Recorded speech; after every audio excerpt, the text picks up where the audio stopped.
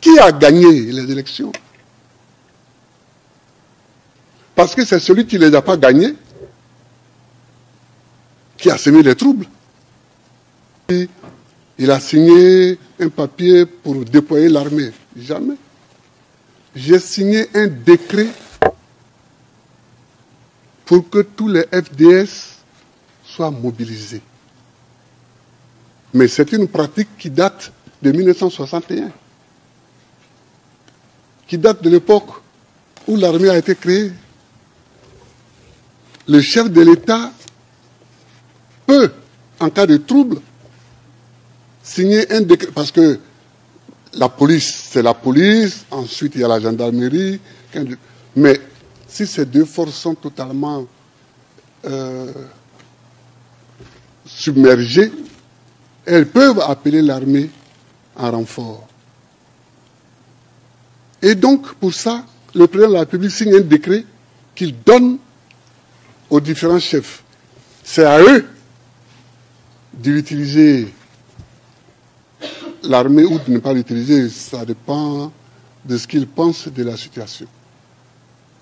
Donc, c'est des choses pratiques comme ça et petites qu'on aurait pu expliquer quand le chef de FDS est venu me dire « Ah, la situation à Bobo, il y a les soldats d'IB, je pense que c'est eux le commando invisible, donc on ne sait pas comment ça va aller. » J'ai dit « Qu'est-ce qu'on fait ?» Il dit « Bon, signez toujours un décret et puis on va regarder ça et si on n'en a pas besoin, on n'en a pas besoin, mais si on en a besoin. » Donc, il y a plein de choses comme ça. Et puis, il ne faut pas me donner des parents que je n'ai pas. Je crois qu'on veut faire comme souvent en Afrique, comme en Europe, vous dites les Africains, c'est comme ça, ils gouvernent. Je ne gouverne pas avec ma famille. Moi, je suis chef de l'État, président de la République. Ma femme, elle est députée. Et Kade n'est pas mon neveu. Le mot neveu est un mot français. J'ai des neveux ici qui sont dans cette salle. Mais Kade n'est pas mon neveu. Il a été ministre de la Défense, ministre délégué à la Défense. Et il était mon conseiller. Je ne gouverne pas avec ma famille. Peut-être que ça se fait comme ça ailleurs en Afrique, mais pas en Côte d'Ivoire, au temps de Gbagbo. C'est-à-dire, il y a des petites choses comme ça qu'on aurait pu éviter. Ça alourdit pour rien l'atmosphère. Et ça nous empêche d'aller immédiatement au fond du problème. Madame la Présidente, toute ma vie, et ça se sait non seulement en Côte d'Ivoire, mais dans toute l'Afrique et dans toute la France politique, j'ai lutté pour la démocratie. J'ai demandé à mes avocats la semaine dernière, je leur ai dit que je voulais vous envoyer, vous emmener tous les livres que j'ai écrits sur mon parcours. Ils ont dit que c'est trop tard pour introduire ces livres-là. Mais quand on aura tout fini, quel que soit le résultat, quel que soit ce que vous déciderez, j'enverrai un lot des livres de Gbagbo au bureau du procureur. Je vous enverrai un livre des livres de Gbagbo. Parce que, en fait, c'est ça, l'homme. Il marche, mais il laisse des traces sur le chemin qu'il parcourt. Comme ça, on peut le retrouver. J'ai lutté pour la démocratie. Et c'était au moment où nous ne savions même pas si le mur de Berlin allait s'écrouler. Nous ne savions pas ça. Donc, on luttait avec un courage. Mais on était convaincus que nous-mêmes, on n'allait pas voir la démocratie triompher. Mais le mur de Berlin s'est écroulé et nous a aidés à gagner la victoire du multipartisme et de la démocratie. Non, c'est pourquoi je voudrais simplement dire, et je ne vais pas aller plus loin, je voudrais seulement dire que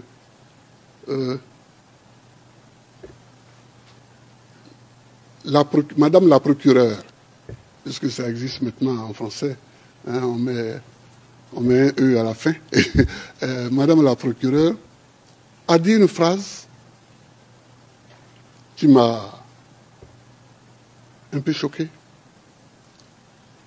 en disant que nous ne sommes pas là pour voir qui a gagné les élections et qui ne les a pas gagnées. Mais on ne peut pas parler, on ne peut pas débattre de la crise post-électorale et ne pas savoir comment les élections se sont passées.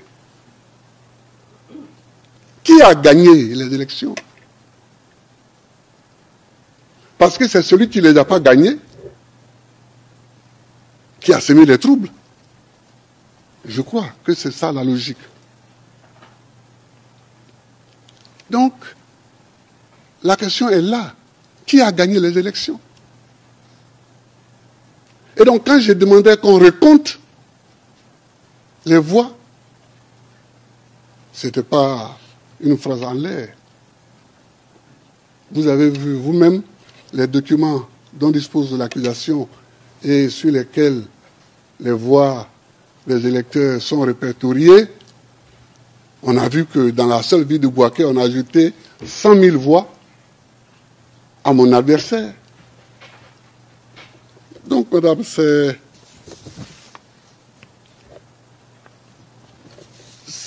ça le fond de la question. C'est ça le fond de la question. On nous a attaqué en 2002, j'ai fait mon travail. C'est-à-dire que je n'ai jamais cru que la Côte d'Ivoire allait s'en sortir par la guerre. Je n'ai jamais cru ça. J'ai toujours cru qu'on s'en sortirait par la discussion. Même si je sais qu'ils ont tort. Mais pour s'en sortir, j'ai toujours cru à la discussion. Alors j'ai parcouru toute l'Afrique. On a fait les négociations de Lomé.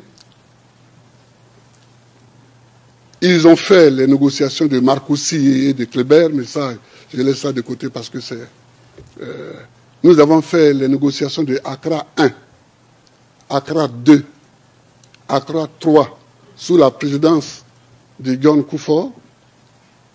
Nous avons fait les négociations à partir de juin 2005 de Pretoria 1 et de Pretoria 2 sous la présidence de Thabo Mbeki. Nous avons tout fait. Nous avons tout fait.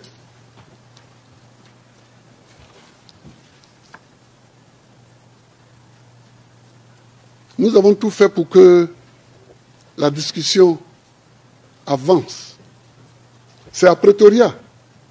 C'est à Pretoria que j'ai demandé à Thabo Mbeki de m'aider à trouver une solution légale pour que Alassane soit candidat. Parce que ça empoisonne la situation. C'est à Pretoria, en 2005. Nous nous sommes retrouvés, Thabo Mbeki, Konan Bédié, Ouattara et moi-même. J'ai demandé à Ouattara de faire la traduction. De faire la traduction entre Thabo Mbeki et moi. C'est là que je leur ai dit que ça ne me gênait pas que Ouattara soit candidat. Mais comme mon électorat aussi est là, donc il faut que Thabo Mbeki nous écrive à nous tous, à Abidjan, pour que après je puisse prendre une décision. Je ne mets pas l'article 48 de la Constitution. C'est comme l'article 16 de la Constitution française. Ça donne énormément de pouvoir. Mais ce jour-là, j'ai pris l'article 48 de la Constitution et j'ai permis à Ouattara et à Bédié, d'être candidats. Donc, mesdames, voilà ce que je voulais vous dire. Voilà ce que je voulais vous dire. Nos pays, nos États, et ce sera mon dernier point, sont fragiles. Nos États sont fragiles. Et chaque fois qu'un chef d'État européen ou occidental me disait faites la démocratie en Afrique, je lui disais, nous avons besoin de la démocratie, non pas parce que vous le dites, mais parce que nous-mêmes, nous en avons effectivement besoin pour construire nos États. Madame, regardez la Côte d'Ivoire. Si nous n'employons pas la démocratie, comment nous allons choisir le chef de l'État? Il y a à l'est, adossé à la frontière ghanéenne, les Akans, qui ont un mode à eux pour choisir les chefs de village ou de canton ou leur roi. Nous avons à l'ouest un pouvoir éparpillé. Nous avons au nord les Malinqués islamisés qui se regroupent autour des mosquées et à côté d'eux les Sénoufos qui se retrouvent dans les bois sacrés. Quel mode électoral allons-nous prendre? Donc la démocratie nous aide parce que elle fait tabula rasa de tout cela et elle donne à chaque individu considéré comme citoyen une voix. C'est pourquoi je me suis engagé dans la lutte pour la démocratie. Et puis nous, qui venons de familles très modestes, s'il n'y a pas la démocratie, jamais on aurait des postes élevés. Moi, les gens avec qui j'ai été à l'école, quand j'ai été élu président, ils n'étaient pas étonnés parce qu'ils savaient mon engagement. Mais ils sont venus me saluer pour saluer mon courage. Parce que je n'étais pas le plus aidé. Je n'étais pas le plus intelligent, je n'étais pas le plus riche, j'étais pas... Donc nous avons besoin de la démocratie, madame. Mais la démocratie, ce n'est pas seulement le vote. C'est qui dit le vote. Qui dit le résultat du vote. C'est ça aussi la démocratie. Quand on s'en va prendre une nuit, le président du